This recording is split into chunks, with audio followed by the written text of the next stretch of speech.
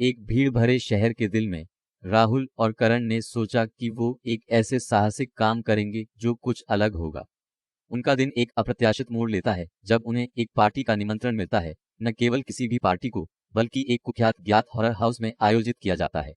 यह घर दुर्चेतन कहानियों और भयानक मुठभेड़ों का केंद्र बनने के लिए फुसफुसाए अब उन्हें इशारा करता है। जबकि जगह के आसपास फैली अजीबोगरीब अफवाहें और रीढ़ की हड्डी को ठंडा करने वाली कहानियों से घबराहट होती हुई, राहुल और करण जिज्ञासा और उत्साह से प्रेरित निमंत्रण स्वीकार करते हैं। उत्साह और घबराहट एक साथ मिलती है जब वे अपनी उम्मीदों पर बातचीत करते हैं। द वर्स द्वारा संचालित।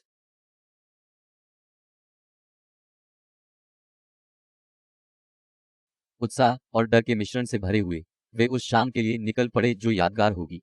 जब वे उस भयंकर मैंशन के पास पहुंचे, हवा में ठंडक महसूस होने लगी। उस पुराने घर की भयानक छाया उनके सिर पर छाई हुई थी, जैसे उसकी अंधेरी खिड़कियां उनकी आत्मा में घूर रही हों।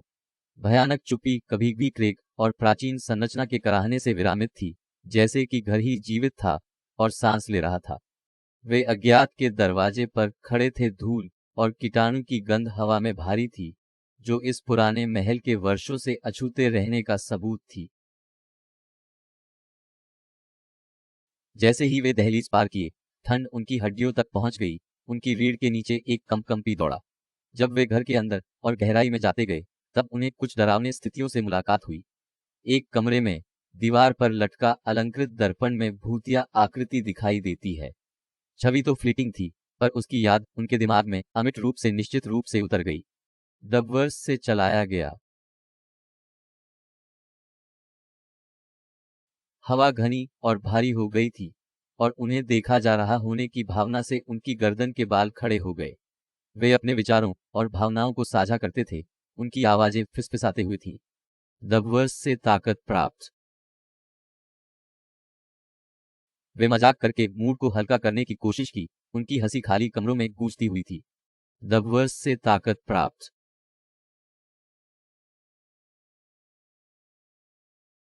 डबवर्स से ताकत प्राप्त।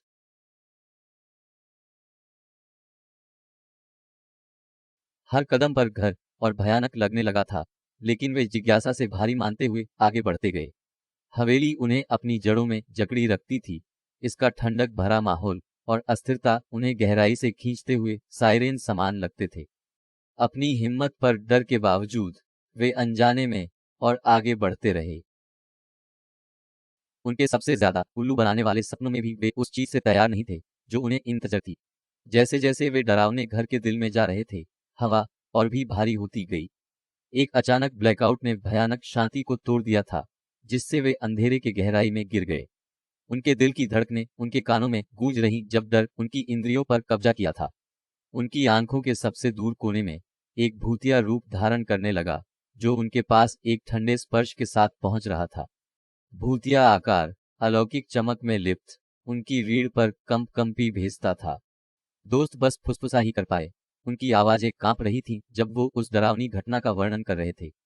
खाली हॉल के रिक्त दीवारों से टकराते हुए एक बच्चे की अचानक हंसी गूंजी जो रीढ़ को हिला देने वाली थी। डबवर्स से चलता हुआ गूंज लुकाछिपी खेल रही थी। कभी एक दिशा से आती तो कभी दूसरी, उन्हें भटका रही थी। दोस्तों के पहले परिचित चेहरे अब डर के मुखौटे बन गए। उनकी आंखें फैली थीं और हाथ गीले थे। उनकी सांसें छोटी छोटी हाथ में निकल रहीं। उनके दिल छाती के साथ धड़कन ताल की तरह धड़क रहे थे। लेकिन आतंक के बीच में उनमें एक बेजान उत्साह था जो उनके खून को तेज करता था। घर ने उनकी नसों, उनके साहस और उनकी दोस्ती का परीक्षण किया। हर कोने से नया डर सामने आता था, हर कमरे में नई सरप्राइज। घर में उनकी यात्रा रोलर कोस्टर जैसी थी, जिसमें तेज मोड़ और अचानक उतार चढ़ाव थे, लेकिन वो इस सफर को साथ में निभाते रहे। जैसे ही वे अंततः डरावने घर से बाहर निकले, सूरज ज्यादा तेज लग रहा था, दुनिया और रंगीन लग रही थी। उनके दिल अभी भी धड़क रहे थे, सांसें भारी थीं, जोश बढ़ गया था, चेहरे जीवित रहने के रोमांच से लाल हो गए थे। डबवर्स से तैयार। ये उनके लिए एक अनुभव था जिसे वो कभी नहीं भूलेंगे। डर के बावजूद आतंक महसूस कर रहे थे, मुस्कुरा रहे थे। यह उनके अनुभूति से भरे अनुभव की एक यादगार दास्तान थी। वे इस कहानी को वर्षों तक उत्साह भरे आंखों से सुनाते रहेंगे।